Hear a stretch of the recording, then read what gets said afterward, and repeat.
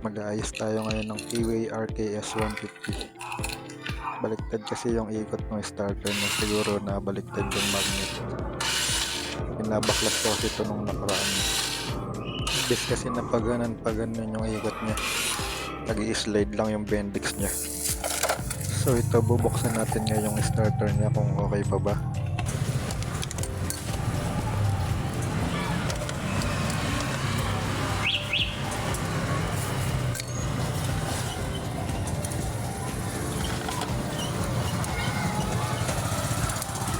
Ngayon pa lang ako makapagbukas nito, pinili ko lang sa YouTube yung mga tutorial niya.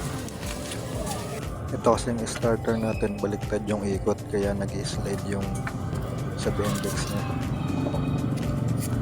Imbis na kaliwa ang ikot, counterclockwise, pakanan yung ikot niya, kaya hindi tuloy nag-i-start.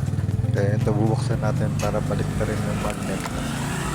Hindi ko na mapapakita sa video kasi putol yung pagkaka-record ko, pero inayos ko naman yan, kaya okay naman yung ikot na niya.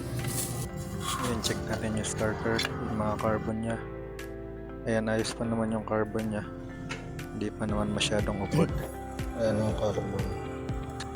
Ito, umorder ako sa Lazada ng pagtanggal ng magneto kasi mahirap tanggalin yung magneto kapag walang tools. So ito gagamitin natin pang GS125 na pala itong in-order ko, magneto puller.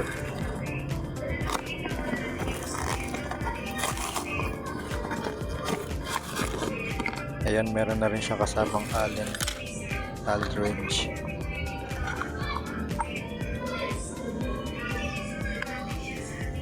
Ayan, magbabaklas na tayo ngayon ng magneto. Lyman, pang GS125 itong na-order ko. Buti sakto lang.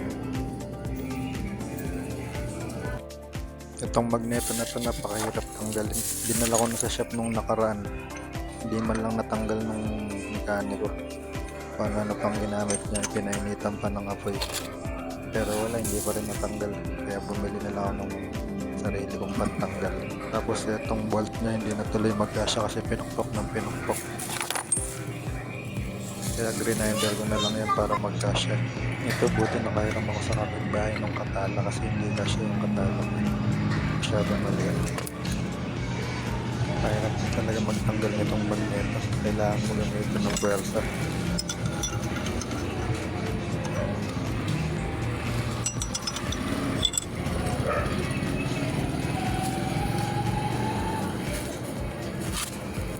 Binigay ko na yung 50% ng lakas ko dito, matanggal lang ito.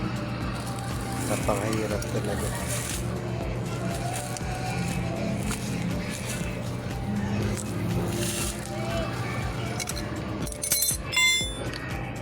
So ayan, natanggal na nga natin. Ayan, pagbukas ko, tingnan nyo, sira-sira na yung mga bilog sa loob ng bendix niya. Palitin na talaga. Buti nabili ko pa yung pang extra yung 110. Kasya naman siya sa Keyway RKS 150.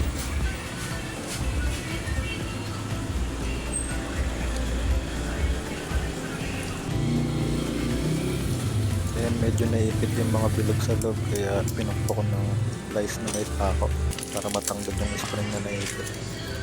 Kahit ngayon papalitan na natin yung mga bilog na yun.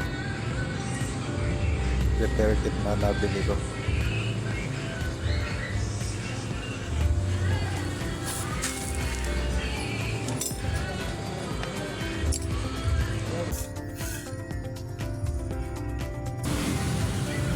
Yan, kabit na natin.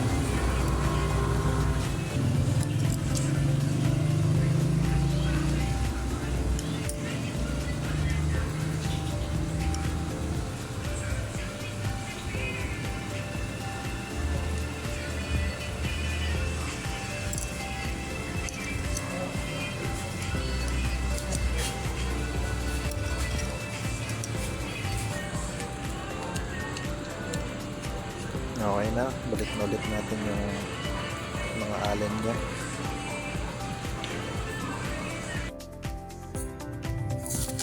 Ayan na nga guys, nakabit na natin. Balik na ulit natin yung magneto. Tinakpo lang ng martilyo to para humigpit ulit.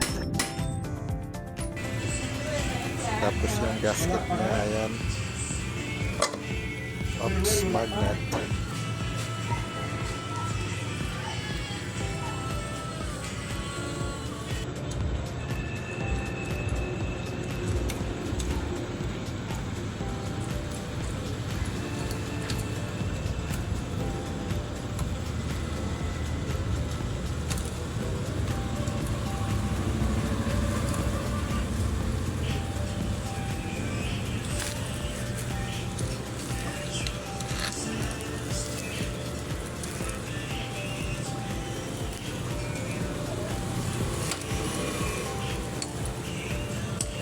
Ginabi na nga ako sa pag-ayos na ng motor na.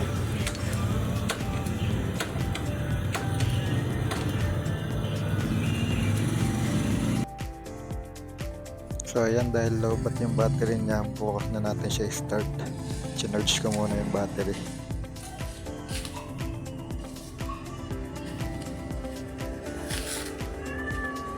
Okay, pahinga na.